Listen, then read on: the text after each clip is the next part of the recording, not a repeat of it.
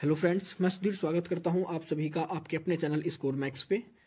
और आज हम डिस्कस करने वाले हैं आपकी IBO 5 की unit 9 world seaborne trade and world shipping. तो सबसे पहले बात करते हैं world economic situation and world trade के बारे में। The world economic situation and the world trade are very closely related and consequently whatever developments whether positive और negative take place in the former have a direct impact on latter. तो आपका जो अभी world economic situation है और आपका जो world trade है, ये दोनों एक दूसरे से क्लोज रिलेटेड हैं। अगर इनमें से कोई भी एक डेवलप होगा, उसके ऊपर पॉजिटिव इफेक्ट होएगा तो दूसरे के ऊपर भी पॉजिटिव इफेक्ट छोड़ेगा। उसका जो दूसरा के ऊपर उसका जो इम्पैक्ट देखा जाएगा पॉजिटिव होगा। अगर आपकी इनमें से कोई एक चीज नेगेटिव जाती है तो दूसरी चीज के ऊपर उसका जो इफेक्ट होता है वो नेगेटिव ही पड़ेगा। Hence, with the changing economic trends, it is very likely that the movement of trade will also be the affected. तो आपने देखा कि जैसे आपकी इकोनॉमी डेवलप होगी या नहीं होगी, उसका इफेक्ट आपके जो ट्रेड की मूवमेंट है उस पर भी देखा जाएगा। This result in the creation of cyclical fluctuations in the demand and supply for goods in the world trade since the ships carry a sizeable quantity of goods traffic in world trade. The fluctuations will have an impact on the movement of seaborne trade.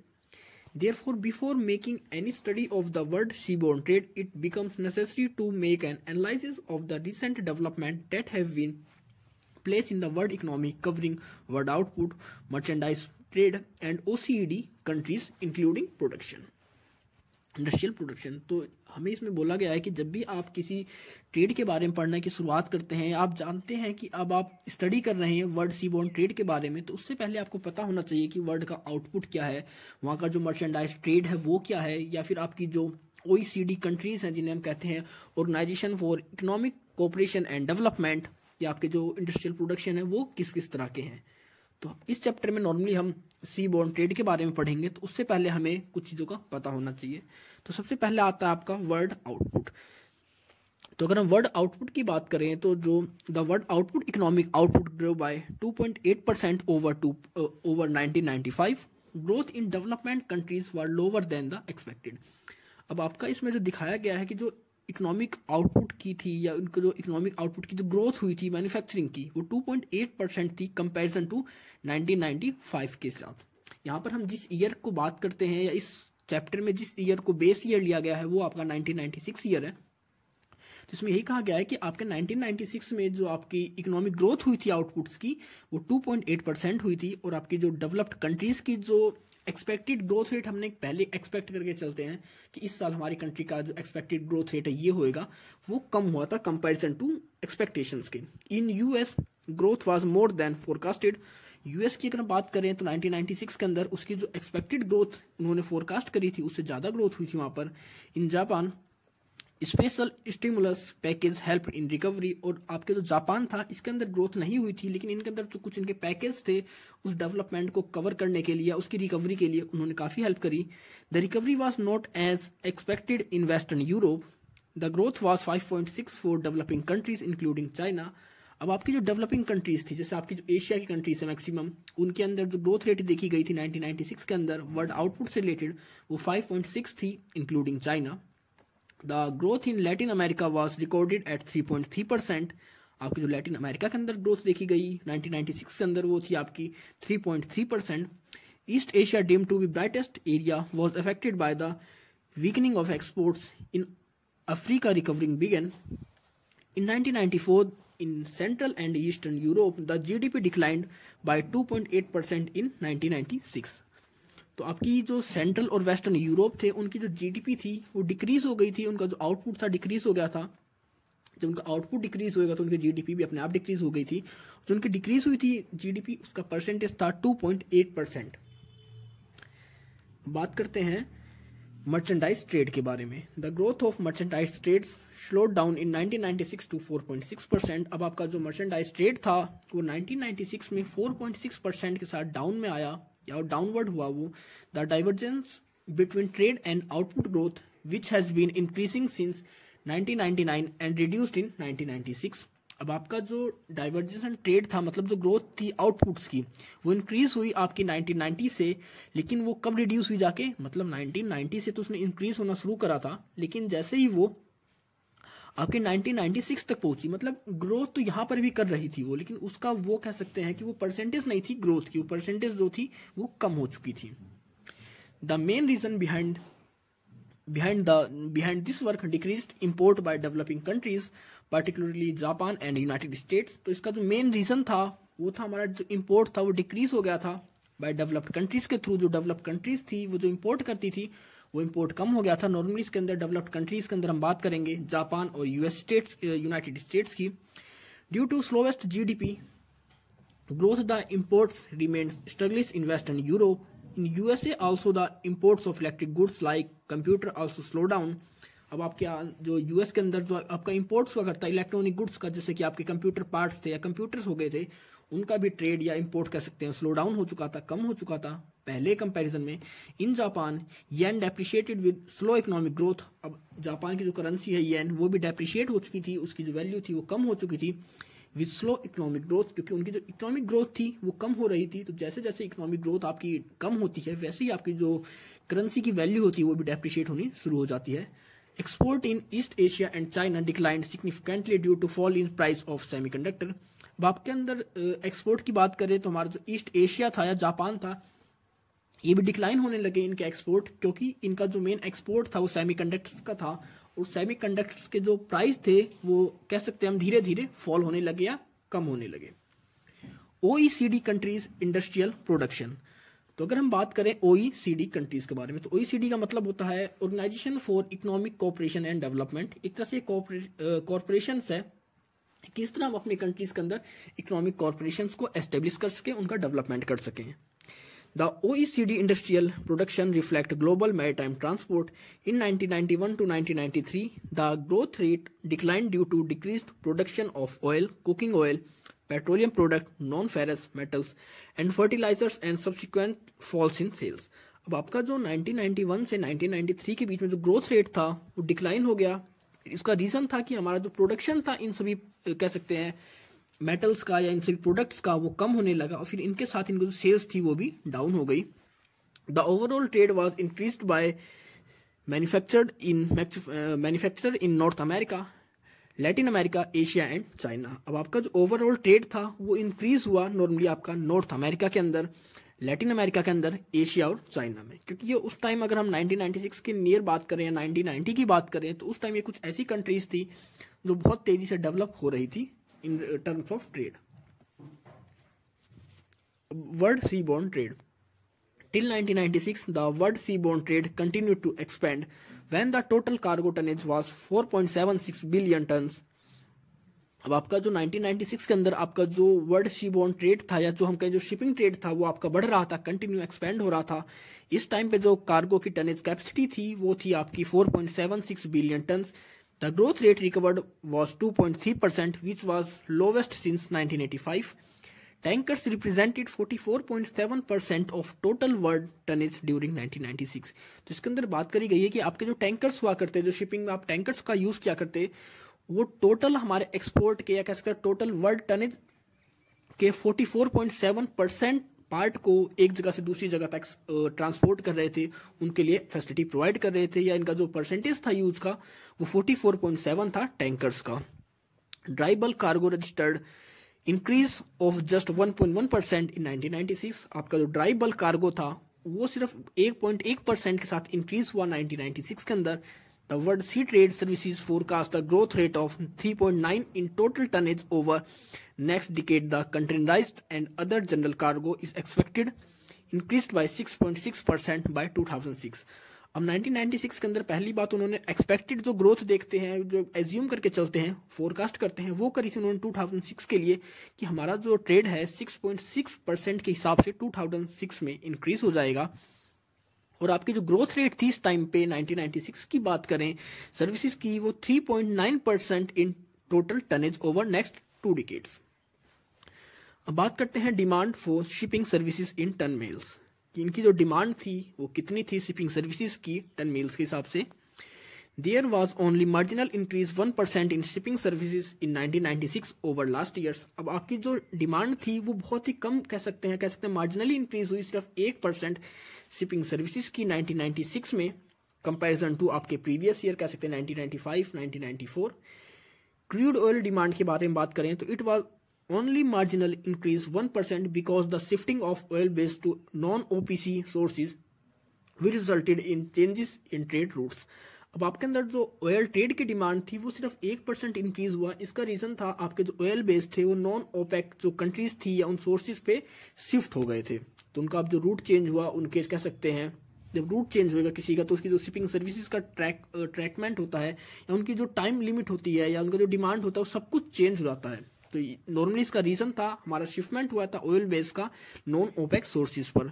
दूसरा आपका अगर oil product की बात करें तो rise by 3.1% over the last year.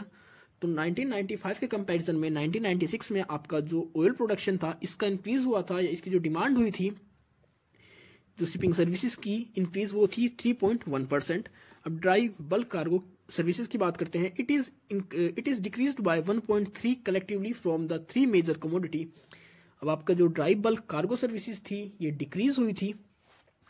अब decrease के अंदर इसके अंदर कौन कौन से पार्ट आते हैं उनके बारे में बात करते हैं। सबसे पहले हम बात देखेंगे कि decline in coal shipment was 1.8%। अब आपका जो कोल शिपमेंट था वो 1.8 डिक्रीज हो गया, क्योंकि अब कहीं ना कहीं हर कंट्री में वो कोयल की जो यूजेस था या जिसको यूज करा करते उसको कम कर रहे थे। अब वो मैक्सिमम डीजल, पेट्रोल या कह सकते हैं इलेक्ट्रिसिटी को यूज कर रहे थे as a raw material.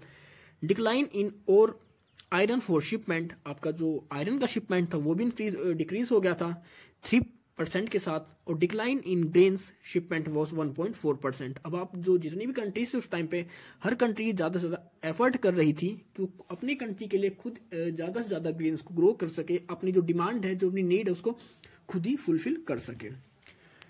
World C born trade by country groups, there was only marginal increase in C born trade in developed countries and countries of Central and Eastern Europe.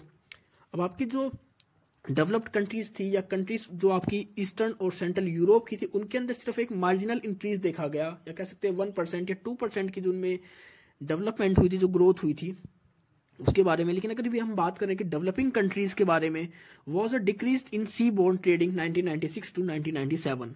लेकिन आपकी जो developing countries थी उनके अंदर आपका जो सी born trade था या वर्ल्ड सी बोर्न ट्रेड था ये डिक्रीज हुआ 1996 के कंपैरिजन में 1997 में। वर्ल्ड शिपिंग सिनेरियो, अब बात करते हैं वर्ल्ड शिपिंग सिनेरियो के बारे में। तो सबसे पहले बात करेंगे कंपोजिशन ऑफ वर्ल्ड फ्लीट के बारे में, कि हमारा जो बेड़ा होता है मतलब फ्लीट मतलब किस तरह के ट्रक्स का या हम कह सकते हैं टैंकर्स का, कैरियर्स का यूज करते हैं हम अपने शिपिंग बिजनेस में। तो the world fleet comprise of oil tankers, bulk carriers, general cargo, carrier container ships and other types of special ships like LPG carriers, chemical carriers, quarries and other passenger ship.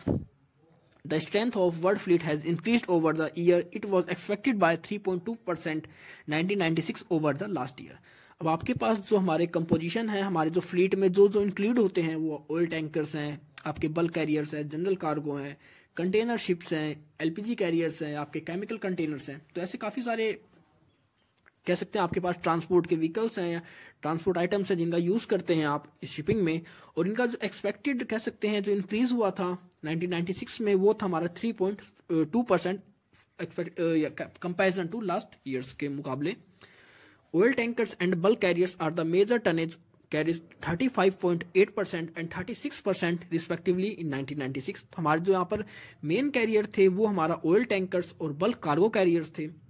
ये दोनों इनके अगर हम respectively ratio की बात करें तो overall कह सकते हैं 70% से ज़्यादा का जो आपका कार्गो हुआ करता उसको यही ट्रांसपोर्ट किया करते 1996 के अंदर। Through the share of container ship in total tonnage was least 6.4% in 1996। It was not worthy then the growth of fleet size was recorded maximum for the container ship 11.2%। The tonnage for tankers has decreased continuously over the past years. अब आपके जो tankers की जो tonnage थी, जो उनकी capacity थी वो धीरे धीरे घटती जा रही थी कंपैरिजन टू आपके फ्यू पास्ट ईयर्स के मुकाबले। In case of general cargo ships there was significant decrease in number. अब आपके जो जनरल कार्गो शिप्स थे वो घटते जा रहे थे धीरे धीरे, क्योंकि आपकी जो मैक्सिमम डिमांड थी अब वो आप बल्क कार्गो और ऑयल टैंकर्स की थी। In case of general cargo ships there was significant increase in numbers. अब डिस्ट्रीब्यूशन ऑफ वर्ल्ड फ्लीट की अब डिस्ट्रीब्यूशन कैसे करेंगे इनका। The world total of tankers decline marginally in 1996। The decline was significant for countries of Eastern and Central Europe, but in case of developing countries the tanker fleet registered a marginal increase of 8.6% in 1996 over the last year। तो अगर हम बात करते हैं हमारी जो eastern and Central Europe countries थी, वहां पर इनका जो डिक्लाइन हुआ, इनके जो फ्लीट थे टैंकर्स के वो कम हुए मार्जिनल 1996 में। लेकिन अभी हम बात करें डेवलपिंग कंट्रीज के बारे में, तो वहां पर जो टैंकर्स का रजिस्ट्रेशन था वो इंक्रीज हुआ, या कह सकते हैं मार्जिनल इंक्रीज हुआ उनकी ग्रोथ में 8.6% के साथ। In case of bulk carriers, there was only marginal increase for the world fleet, and it was mainly contributed by the increasing bulk carriers number in open registry countries. तो अगर हम बात करें बल्क कैरियर्स की, तो इनकी overall जो increase value थी वो इंक्रीज हुई वर्ल्ड फ्लीट के अंदर, और उसका मेन रीजन था कहीं ना कहीं क्योंकि आपकी जो ओपन रजिस्ट्री कंट्रीज, मतलब बहुत सारी ऐसी कंट्रीज थी जो फैसिलिटीज प्रोवाइड कर रही थी कि कोई भी अपने किसी भी कंट्री के जो शिप हैं वहां पर जाकर अपने आप को रजिस्टर करा सकते हैं। ये जरूरी नहीं था कि अब आप जिस कंट्री में आप ट्रेड कर रहे हो या जिस कंट्री में शिप का मैन्युफैक्चर है आप उसको वहीं पर रजिस्टर कराओ। Distribution of fully cellular container ship, there was increase in number of TEU capacity of fully cellular container ship by end of 1996. There were 1954 ships of 30,90,000 TEU, of which maximum 683 from open the country, accounting 33% of the total tonnage. The share of developed economy expanded to 37.9% after consecutive decline for 4 years. अब इसके अंदर जो आपकी capacity थी 1954 ships की 1996 के अंदर, उसके अंदर आपके जो 683 आपके जो शिप्स कह सकते हैं, या कह सकते हैं कि जो आपके पास टोटल 683 शिप्स थे वो ओपन रजिस्ट्री कंट्री के अंदर थे। मतलब वो ऐसे शिप्स थे जिनका जो रजिस्ट्रेशन था ओपन रजिस्ट्रेशन हुआ था। मतलब वो शिप किसी भी कंट्री को हो, जब दूसरी कंट्रीज ने एक तरह से सर्विस प्रोवाइड करने लगे, फैसिलिटी प्रोवाइड करने लगे कि आप हमारी कंट्री में आओ और अपने यहाँ पर आकर अपना शिप्स को रजिस्टर कराओ। और इसके बाद हमारा जो देखा गया था कि जो शेयर था डेवलप्ड इकोनॉमिक्स का वो एक्सपेंड हुआ था हमारा, क्योंकि यहाँ पर आप देख सकते हैं the share of developed economics expand to 37.9% after consecutive decline of 4 years। मतलब इससे पहले 4 साल तक वो कंटिन्यू डिक्रीज हो रहे थे। उनका जो रेशो था, उनके जो टोटल ट्रांसपोर्ट का जो रेशो था वो कंटिन्यू डिक्रीज हो रहा था, उनका शेयर घट रहा था प्रीवियस 4 ईयर से। लेकिन 1996 के अंदर आपके जो डेवलप्ड कंट्रीज थी, इनका जो एरिया था, इनका जो शेयर था वो एक्सपेंड हुआ, इंक्रीज हुआ 37.9% के हिसाब से। As distribution of world fleet, in distribution of world fleet, the age distribution of world fleet by type of vessels and country group is given by UNCTAD review of maritime transport। अब आपके जितने भी vehicles use करते हैं, या आप कह सकते हैं आपके जो फ्लीट है उसका एक टाइम पीरियड होता है। अगर आपका छोटा फ्लीट है, छोटा आपका कैरियर है, टैंकर से, उनका कम टाइम पीरियड होगा, क्योंकि जब हम रिस्क को कम करना चाहते हैं इंटरनेशनल लेवल पे या शिपिंग बिजनेस में या आपके सी बोर्न ट्रेड के अंदर, तो हम एक एज डिफाइन कर देते हैं उन फ्लीट से रिलेटेड। तो वे इनके बारे में दिया गया है आपके UNCTAD review of maritime transport. It has indicated that of our world fleet has improved marginally in 1996 for 3 consecutive years. The countries of Eastern and Central Europe has oldest fleet in the open. The district country has the youngest fleet। अब आपके पास हम बात कर रहे हैं कि किस country के पास सबसे ज्यादा ओल्डेस्ट फ्लीट थे, या कह सकते कौन सी कंट्री इस बिजनेस में सबसे पहले आई थी। तो आपके जो सेंट्रल और ईस्टर्न यूरोप थे उनके पास सबसे पुराने आपके पास फ्लीट थे। और ओपन रजिस्ट्री की बात करें तो उसके पास सबसे यंगेस्ट रजिस्ट्रेशन फ्लीट थे, क्योंकि अब जिन कंट्रीज के पास ओपन रजिस्ट्री सिस्टम है उनके पास नए कह सकते हैं जो फ्लीट जाते हैं अपना रजिस्ट्रेशन करवाते हैं, तो उनके पास जो फ्लीट होगा, जो बेड़ा होगा उनके पास वो ट्रेड के लिए वो सबसे यंगेस्ट होगा। तो एवरेज एज ऑफ 14.72 ईयर्स थी आपके जो रजिस्ट्री कंट्री के अंदर या रजिस्टर्ड कंट्रीज के अंदर फ्लीट की, और जो डेवलपिंग कंट्रीज थी उनके अंदर जो एवरेज ईयर देखी गई थी वो 14.81 ईयर्स थी। अब owner distribution of world fleet, अब developed nations account for more than 70% of total tonnage and on measured and is by distribution through this countries. अब आपकी बात करें कि आपके किस कंट्री के पास कितना डिस्ट्रीब्यूशन इन फ्लीट्स का, इन बेड़ों का, तो आपके जितने भी 70% जो आपका रेशियो था टोटल टनेज का, वो किसके पास था? आपके डेवलप्ड नेशंस के पास। मतलब आपके डेवलप्ड नेशन 70% शेयर रखा करते आपके इस वर्ल्ड फ्लीट के डिस्ट्रीब्यूशन का। मतलब अब कोई भी अगर सर्विस ले रहा है, कोई सर्विस दे रहा है आपकी फ्लीट से रिलेटेड या वर्ल्ड फ्लीट से रिलेटेड, तो उसमें 70% वो सर्विस देने वाले आपके डेवलप्ड नेशन हुआ करते। Through these countries hold major ownership, there have been a decline in same as seen in 1996। अब जितनी भी कंट्रीज थी इनमें देखा गया डिक्लाइन 1996 के अंदर, इनकी जितनी भी रेशो थी उसके अंदर, और आपकी जो डेवलपिंग कंट्रीज थी वो इंक्रीज हुई, क्योंकि अब जब आपकी डेवलप्ड कंट्रीज डिक्रीज हो रही हैं तो कहीं ना कहीं इनका फायदा हमारी जो डेवलपिंग कंट्रीज थी उनको मिला। Most important maritime countries and territories, तो बात करेंगे सबसे जो इंपॉर्टेंट मैरीटाइम कंट्रीज हैं या टेरिटरीज हैं जो सबसे ज्यादा ओनरशिप या कह सकते हैं डिस्ट्रीब्यूशन देती हैं अपना वर्ल्ड फ्लीट के अंदर। There are 35 major maritime nations, हमारे पास 35 मैरीटाइम नेशंस हैं जिनके कंट्रोल में 93.5% हमारे वर्ल्ड मर्चेंट फ्लीट का, मतलब टोटल जो बेड़ा है हमारे पास वर्ल्ड फ्लीट का, उसका 93.5% ये 35 मेजर नेशंस हैं वो अपने कंट्रोल में रखते हैं। The world merchant fleet of the 16 countries are developing nations. अब इसके अंदर आपकी जो 16 कंट्रीज हैं वो डेवलपिंग नेशंस की हैं, और आपकी जो अदर्स बढ़ जाती हैं वो डेवलप्ड नेशंस की हो जाती हैं। Major maritime developed countries Greece, Japan, Sweden, Norway, UK, Germany, USA, ये आपकी डेवलप्ड कंट्रीज थी जो कह सकते हैं बहुत बड़ा रेशो या कह सकते हैं इनका बहुत ज्यादा कंट्रोल है, शेयर है आपके मर्चेंट फ्लीट के अंदर। और आपकी जो डेवलपिंग कंट्रीज हैं उनके अंदर आपकी चाइना आ जाता है, कोरिया आ जाता है, Hong Kong and Singapore.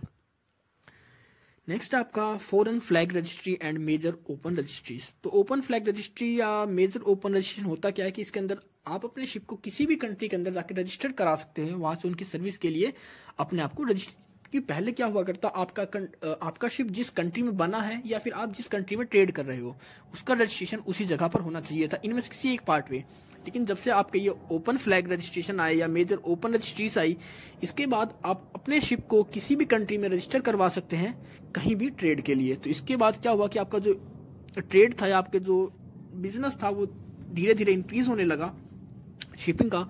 Open flag registry has been increasing over the years. The total tonnage under foreign flags reached 357.9 million in 1996, 53% against 50.43% in 1995. तो आपने देखा कि किस तरह हमारा जो रेशो था वो इंक्रीज होने लगा। आपका जो यहाँ पर अगेंस्ट में आएगा ये 54.3% आएगा, यहाँ पर इसे आप करेक्ट कर लेना, सॉरी, आपका ये आएगा 54.3%।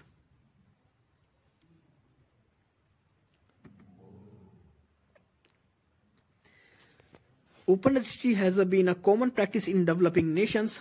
Our developed nations is now been able to practice the developing countries. There are 7 major open registries countries: Panama, followed Liberia, Cyprus, Bahamas, Malta, Bermuda and Vanuatu। हमारे पास ये 7 ओपन रजिस्ट्री कंट्रीज है जिनके पास कोई भी जाकर अपने शिप्स का registration करा सकता है अपनी सर्विसेज के लिए। Distribution of total freight cost in world trade. The total freight payment has decreased over the years. The cost of freight incurred by the developed economy is almost the half that the developing countries in 1980 and 1985.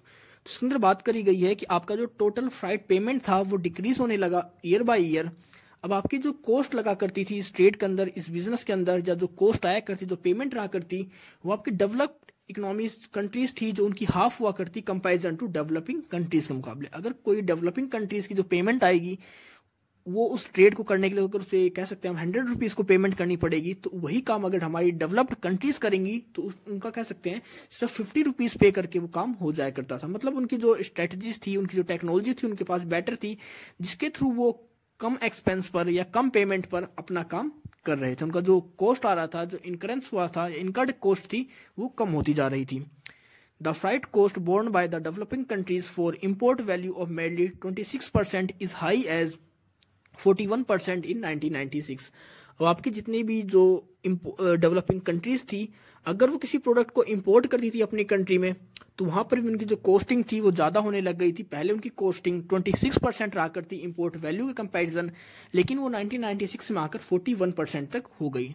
तो यार normally यही यहाँ पर दिखाया गया है कि किस तरह आपकी जो डेवलप्ड कंट्रीज थी उनकी जो इनकर्ड कॉस्ट थी इस ट्रेड को, या जो फ्राइट कॉस्ट आया करती वो कम थी कंपैरिजन टू डेवलप्ड कंट्रीज के पास, क्योंकि उनके पास कह सकते हैं डेवलप्ड कंट्रीज के पास बेटर रिसोर्स थे, बेटर टेक्नोलॉजी थी, बेटर सर्विसेज थी, और जो आपकी डेवलपिंग कंट्रीज थी उनके पास इतना इंफ्रास्ट्रक्चर नहीं था जिसके थ्रू कि अपनी वो कॉस्टिंग को कम कर पाते।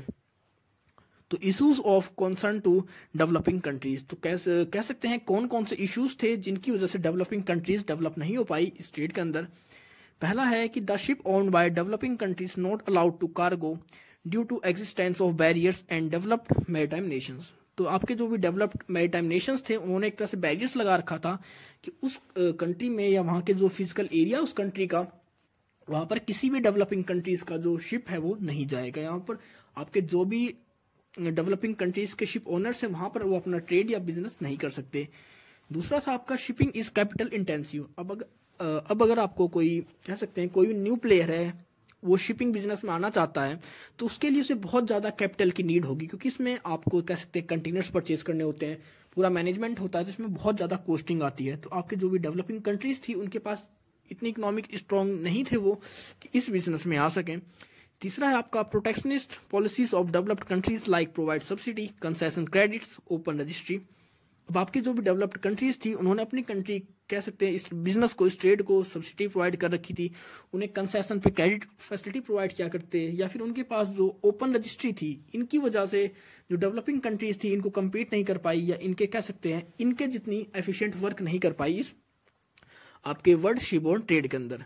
As many as 29 developing countries are completely landlocked. और आपकी जो 29 डेवलपिंग कंट्रीज है वो ऐसी कंट्रीज है जिनके चारों तरफ सिर्फ दूसरी कंट्रीज के जमीनें हैं, दूसरी कंट्रीज अटैच हैं। ये नहीं है कि इनमें से किसी कंट्री के पास भी सी का एरिया हो या कोस्टल एरिया हो, क्योंकि आप सी बॉर्न ट्रेड तभी कर पाओगे जब आपके पास आपकी कंट्री से टच हो, आपका कह सकते हैं जो सी बॉर्न का एरिया हो, आपका सी का एरिया हो, ओशन से आपकी कंट्री से अटैच हो, आपकी जो टेरिटोरियल बॉडी होती है, कोस्टल बॉडी होती है, उसके पास शिप हो, शी हो। लेकिन हमारे पास 29 ऐसी कंट्रीज हैं जिनके चारों तरफ सिर्फ कंट्रीज हैं, इनके आसपास कोई भी शी या कह सकते हैं रिवर्स ओशियंस नहीं है। तो ये हमारे पास जो इश्यूज थे डेवलपिंग कंट्रीज के। Negotiation of maritime transport, the discussion among the representative of shipping conference और shippers council association are called negotiation और कंसल्टेशन इन मैरीटाइम ट्रांसपोर्ट। तो इसके अंदर एक कह सकते हैं आपकी कॉन्फ्रेंस बनाई गई जिसके अंदर आपके जितने भी शिपिंग कॉन्फ्रेंस से रिलेटेड जितने भी रिप्रेजेंटेटिव हुआ करते थे वो इंक्लूड थे, वो उसके मेंबर्स थे। और अगर कोई भी डिसीजन लेना हुआ करता तो ये सब अपने अपनी वोट पावर के बिहाफ पर ही उस डिसीजन को लेते थे। ये नहीं था कि कोई भी एक डिसीजन कोई भी एक सिंगल पर्सन ले सकता है। अगर कोई भी डिसीजन होगा, चाहे वो उसके फ्लाइट रेट से हो, चाहे सेफ्टी से हो, चाहे आपके रूट से रिलेटेड हो, तो वो इनकी यूनियन थी, उनके कॉन्फ्रेंस थी, उसके बिहाफ पर ही वो डिसीजन लिए जाया करते थे। The UN convention on code of conduct for linear shipping adopted in 1994 has following objectives। अब आपके यूएन कन्वेंशन में आपका code of conduct for linear shipping को अडॉप्ट किया गया 1974 में, जिसके ऑब्जेक्टिव्स थे facilitate expansion of world C born trade, कि सबसे पहले आपका जो वर्ल्ड सी बोर्न ट्रेड है उसको फैसिलिटी प्रोवाइड करना, उसको बढ़ावा देना। दूसरा था आपका facilitates and stimulate development of efficient linear services, आपकी जो लीनियर सर्विसेज की थी उनको स्टिमुलेट करना, उनको बढ़ाना, उन्हें फैसिलिटी प्रोवाइड करना, which are adequate to the growing demands of world trade, क्योंकि उस टाइम पे जितनी वर्ल्ड ट्रेड इंक्रीज हो रहा था, जो डिमांड थी उन चीजों को पूरा नहीं कर पा रही थी वो। नेक्स्ट आपका ensure balance between the interest of suppliers and use of shipping services, और हमारे जितने भी कह सकते हैं सप्लायर्स हुआ करते हैं, यूजर्स ऑफ शिपिंग सर्विसेज हुआ करते, इन दोनों के बीच में बैलेंस क्रिएट करना, क्योंकि आपका जो शिपिंग सर्विस को यूज कर रहे हैं मतलब आपके मर्चेंट्स हैं, एक्सपोर्टर्स हैं, इंपोर्टर्स हैं, और आपके सप्लायर्स हैं, आपके शिप ओनर्स, तो इन दोनों के बीच में बैलेंस को बनाना, क्योंकि जब दोनों के बीच में बैलेंस रहेगा तभी वो अपनी सर्विस उन्हें रेगुलर बेस पे दे पाएंगे। Through UN linear code is conduct for linear conference adopted in 1974 it come into force only in October 1983। ये बना तो आपका 1974 में था, लेकिन ये फोर्स में कब आया? 1983 में। Provisions of UN convention for linear conference as follows, इसके अंदर जो प्रोविजंस थे उनके बारे में बात करते हैं। तो सबसे पहले major says for shipping lines of trading parties on conference decision, इसके अंदर था कि अगर कोई भी डिसीजन लिया जाएगा शिपिंग से रिलेटेड तो कोई एक पर्सन के बिहाफ पर या किसी एक रिप्रेजेंटेटिव के बिहाफ पर नहीं लिया जाएगा। इस डिसीजन को लेने के लिए जो उनकी पूरी कॉन्फ्रेंस है, उनकी जो कह सकते हैं जो हर किसी कंट्रीज के रिप्रेजेंटेटिव हैं, इनके मेंबर्स हैं, सभी एक साथ मिलकर ही उस डिसीजन को लेंगे। नेक्स्ट आपका 150 days of notice before any general rate increase. अगर आप कोई रेट इंक्रीज करना चाहते हैं तो मिनिमम आपको 150 डेज पहले उसका नोटिस देना पड़ेगा। नेक्स्ट आपका stability of foreign rates for 15 months. अगर आपने कोई रेट डिसाइड करा है तो मिनिमम 15 मंथ्स तक आप उसे चेंज नहीं कर सकते, मतलब एक स्टेबिलिटी रहेगी आपके फॉरेन रेट्स के अंदर 15 मंथ्स तक। Promotional freight rates of non traditional items, इन्होंने प्रमोशन किया, एक तरह से बढ़ावा दिया जो कि आपके नॉन ट्रेडिशनल आइटम्स के फ्राइट रेट्स था या उनके ट्रेड को। नेक्स्ट आपका मैंडेटरी रिकंसिलेशंस टू रिवॉल्व स्टैंडिंग डिस्प्यूट्स, आपके जो डिस्प्यूट्स थे उनको किस तरह सोल्व आउट करेंगे उससे रिलेटेड था ये। नेक्स्ट आपका review of conference after every 5 years, और आपकी जो कॉन्फ्रेंस में जितने भी आपके प्रोविजंस थे इनमें रिव्यू का ऑप्शन था हर 5 साल पर, क्योंकि हर 5 साल में कह सकते हैं या हर साल में कुछ ना कुछ चेंजमेंट होते रहते हैं, तो हर 5 साल में इसका रिव्यू किया जाता है कि अगर उस टाइम पे उनकी जो डिमांड नीड के हिसाब से अगर उसमें कोई चेंज होता है तो उसको किया जाता है। तो ये आपका चैप्टर खत्म होता है। तो आई होप आपको सब कुछ समझ में आ गया होगा। अगर आपको कोई इशू है, कोई डाउट है तो आप मुझे कमेंट सेक्शन में कमेंट कर पूछ सकते हैं, नहीं तो आप मुझे मेरे इंस्टाग्राम अकाउंट पर फॉलो कर सकते हैं। तो मिलते हैं जल्दी एक नई वीडियो के साथ, तब तक के लिए take care, good bye friends.